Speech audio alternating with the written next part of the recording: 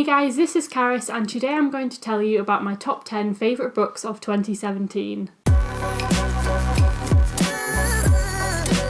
Another year has ended, another reading year that perhaps wasn't quite as successful as I wanted. I definitely read some amazing books this year that I'd really like to share with you. I love watching top 10 book videos and seeing what everyone's favourites were because it's a really exclusive list, and if you want any recommendations, the top 10 list is probably the best place to go. So I'm really excited to make this video and to tell you my thoughts on my favourite books this year. My goal this year was to read 25 books, which doesn't sound like that many, bearing in mind my goal used to be like 50 books.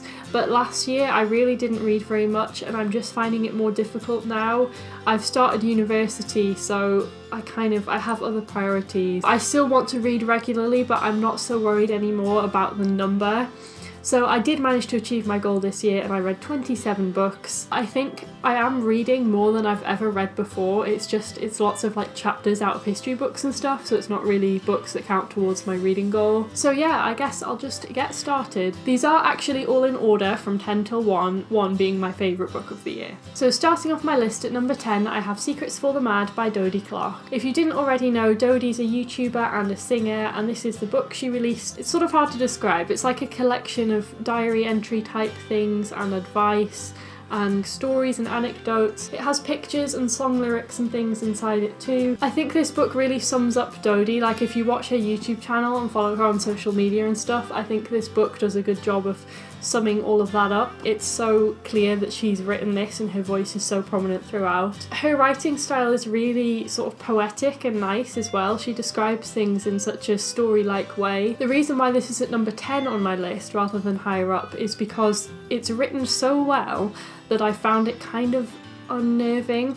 Dodie is very, very open about her mental health and what she's been through and her vulnerabilities, and she talks about them in depth a lot throughout this book, and because it's so well written you get so deep into her character and into her mind, and you don't normally get that deep into anyone's character when you're reading, so it was almost a bit unnerving how sort of close I felt to her. It's really hard to describe, but it just had this weird feeling, and I don't know if everyone would experience that. But anyway, I feel like I've learned a lot about Dodie from reading this. It was very enjoyable, so I would definitely recommend this. At number 9 is a book that seems kind of out of place in my list, but it is Leaves of Grass by Walt Whitman, and more specifically the poem Song of Myself. Walt Whitman was a 19th century American poet, so I had to read some of his poetry for my course at university because I'm doing American Studies. I picked this up the day before my lecture, like, okay, it's just a poem, I'm gonna read this, it won't take me long. Then I looked in the book and the poem is 50 pages long, and it's like properly, like, there's a lot of words on a page. It's some intense poetry. I find that poetry takes longer to read than prose because even though there's fewer words, you can't just read it and understand exactly what's going on, you really have to think about it. So it took me a really long time to get through this. In the end, I thought it was an amazing poem. It's kind of hard to explain. Basically, Walt Whitman loves life, and he's talking about how much he loves nature, and he loves people, and he loves himself. It sounds pretty rubbish when I'm explaining it like that, but honestly, I felt like I'd been on a journey when I'd finished it. Like, you know those books that when you close them, you sort of have to, like, take a minute to come out of them. You feel like you've been somewhere else.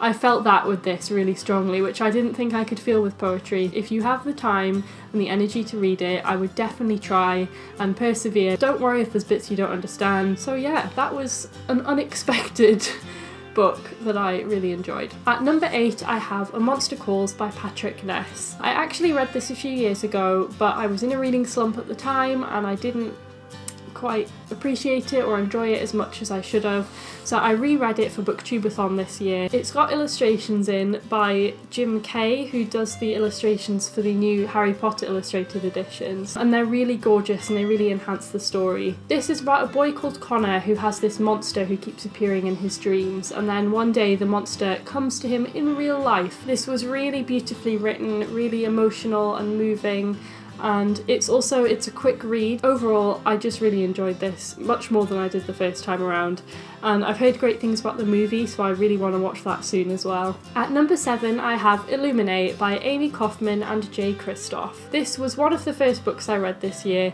so I don't really remember it that well. It's a sci-fi story about a planet that gets attacked by this like big corporation, and they all have to escape on these ships, and then they have to escape from the corporation ships that are chasing them. And also it's told through email conversations and letters and all sorts of things. Like, it's not told through normal prose. It actually took me a long time to get into it. Like, I spent weeks reading the first half of the book, but then about halfway through it got really gripping and really interesting, and I raced through the rest of it and loved it. Honestly, near the end it's just so good. I don't want to say anything to spoil it, but it kind of takes a twist halfway through that you're not really expecting. It's not exactly a twist, but like I wasn't expecting the story to go this way, and it was just incredible at the end. This was another one of those books where once you've finished you need to like take a minute to come out of the world. Yeah, good characters, good story, good storytelling. Would recommend. I literally say that about every book, but whatever. At number 5, I have Turtles All the Way Down by John Green. This book has a lot of hype. It's about a girl with anxiety and OCD. There's a billionaire who's gone missing, and the story kind of centres around her looking for him and figuring out where he is, but that's not like the main part of the story. The main part of the story is her and her relationships and her struggles. I've actually heard mixed things about this. So some people said it was really relatable. They loved seeing a character who thought the same way as they did, but then some people thought it was too much so and kind of triggering. For me, it wasn't as relatable as I thought it would be. I guess it showed me that I don't experience these feelings to the same extent as other people. I just get kind of anxious about some stuff, but not to the point of like actually having a diagnosable thing. But it was really interesting to get into the headspace of somebody with anxiety and OCD. I'd never realised quite how bad it could be. The characters were so great. John Green always does good characters, even if they're a bit like unrealistic. They're really fun to read about.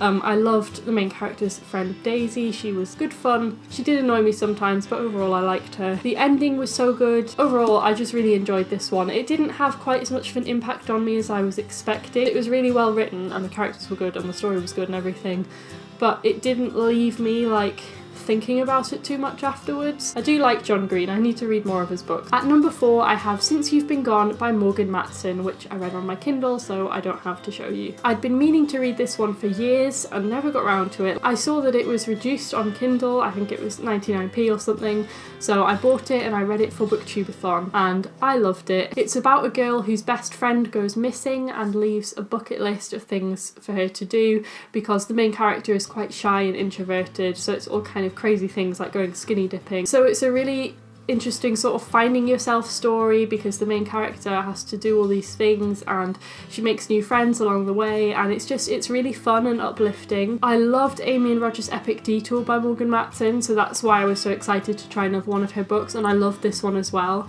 so I definitely want to read her other books. She does such great characters. It's really believable and relatable. I don't know if I said that was 6 or 7. I meant 6. No, 5 or 4. What am I saying? 10, 9, 8, 7, 6. I might have been saying the numbers wrong. I can't remember. Wait. 10, 9, 8, 7, 6. That was number 5. But I think I said 4. That was number 5. At number 4, I have Cinder by Marissa Meyer. This is a Cinderella retelling set in the future in New Beijing. Cinder, the main character, is a cyborg.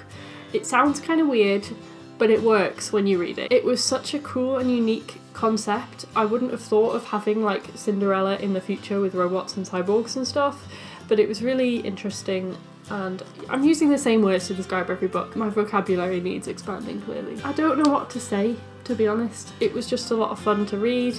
It's had a lot of hype in the last few years, and if you were cautious about it like me because it's about a cyborg Cinderella, don't worry about that, just read it. It's not like cheesy. It makes sense when you read it, and there's people from the moon, which also sounds stupid, but I promise it's not stupid in the book. I think it's the world that I found the most interesting, but also the story was good and everything, so yeah, good one. Now we're in the top 3. I love these 3 books so much. At number 3 I have The Girl of Incan Stars by Kiran Millwood Hargrave. I think I've already talked about this in a video, so I won't go into too much depth. This is kind of a fantasy story.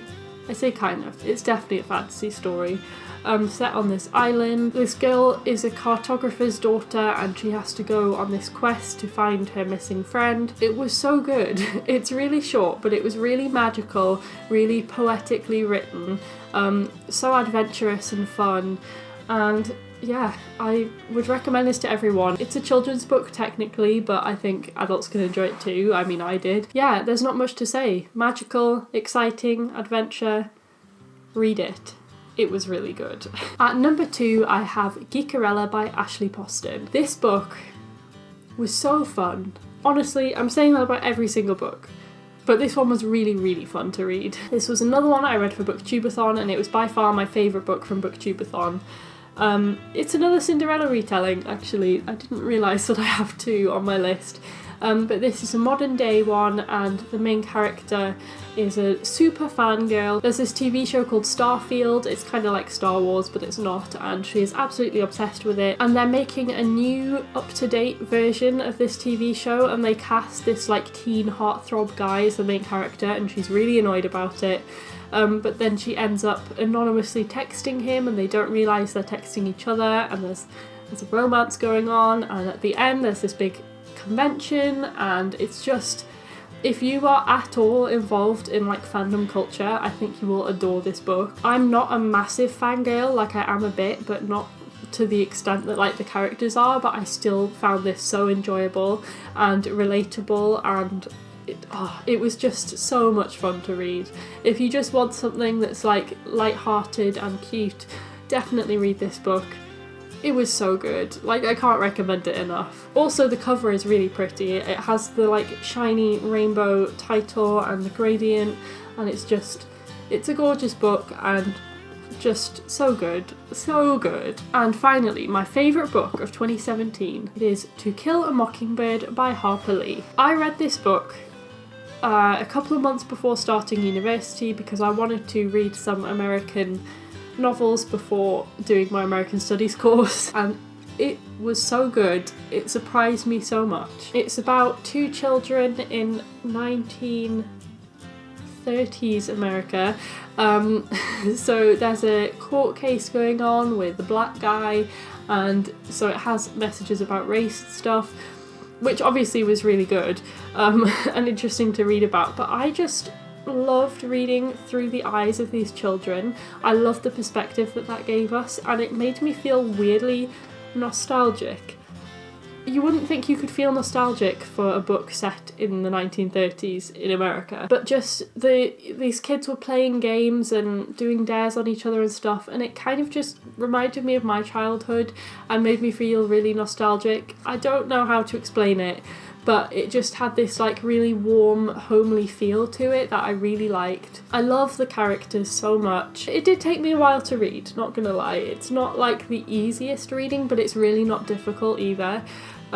So if it appeals to you at all, I would definitely pick it up, and it's a good one to be able to say you've read, you know. The black and white movie is really good as well. I think it sums up the book really well. After reading this, I straight away read the sequel that was released a couple of years ago, which I didn't hate as much as everyone else. It was definitely interesting, but this is superior. You have to read this at some point in your life. It really has a place in my heart now. So yeah, I think it's quite a varied list that I've got there. I hope you enjoyed this video. If you did, please give it a thumbs up and tell me down in the comments if you've read any of these books, what you thought of them, what your favourite books of 2017 were. I can't guarantee that I'll have regular videos in the near future, and if I am, they might not all be book related. As you might have noticed, I've started uploading some piano videos and stuff like that, so I hope you don't mind. I hope you have a nice however long until I see you. Read lots, have fun, and I'll see you next time. Bye!